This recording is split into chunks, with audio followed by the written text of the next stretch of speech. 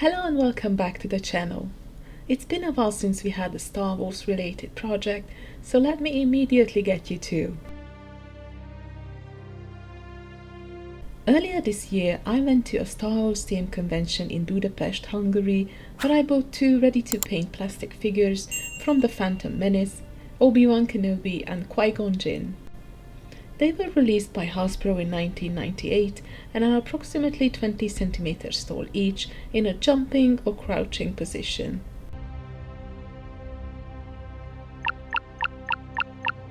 The original boxes did include 4 shades of paints, mostly dark browns and whites. However, I did not even open those, as after all these years they are probably not even usable anymore.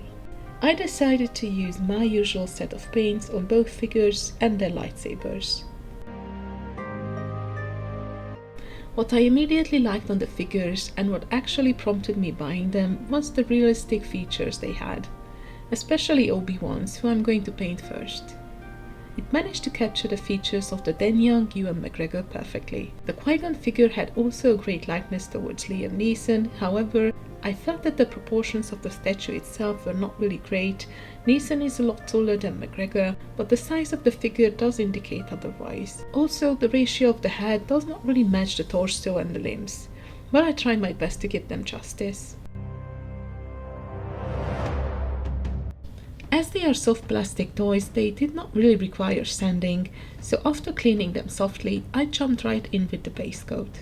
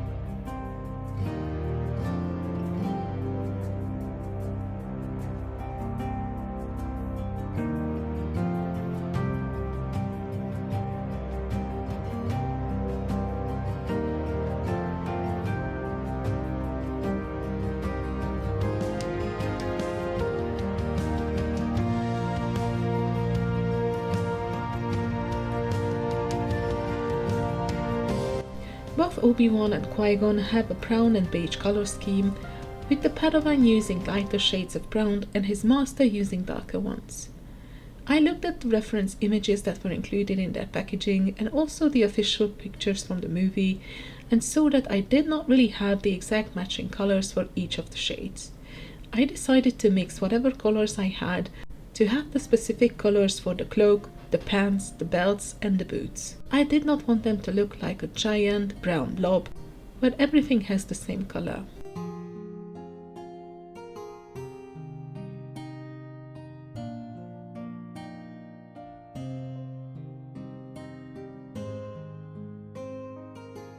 Mixing the colors that you have is always risky. You are usually left with unused paint after you finish the project that you can't really use elsewhere, or, what happened to me in this case, you run out of the mixture. After Obi-Wan's cloak has dried, I noticed areas that did not have the perfect coverage and required me to go back and add another layer. However, I used up all what I had left. It bothered me as I spent so much time carefully going around all the other painted areas, and now I had to start it again. By this time my order of new paint bottles arrived, and among those I found a beautiful chocolate-like mahogany that was really close to my mixture, so I decided to use that as a new color.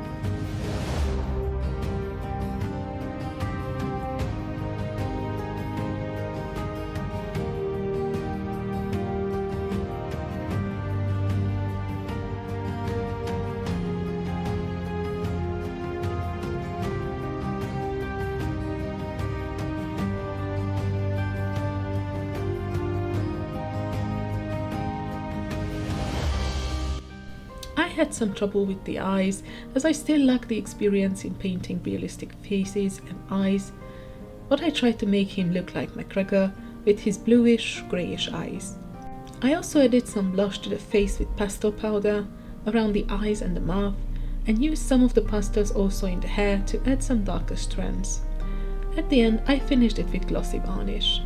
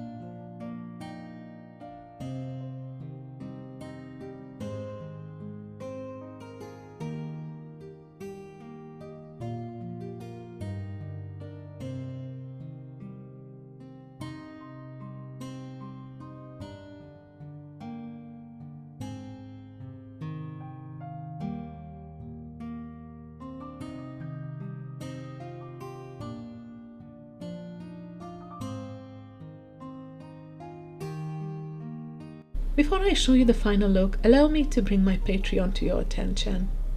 I recently created it, feel free to look at it. I have to emphasize that it's not mandatory to pledge to your tier, but it's endlessly appreciated and will help me continue my journey here on YouTube. You will find the link in the corner and in the description down below. Thank you, and now back to the final look. I hope you enjoyed this video, and if you did, please make sure to like and subscribe.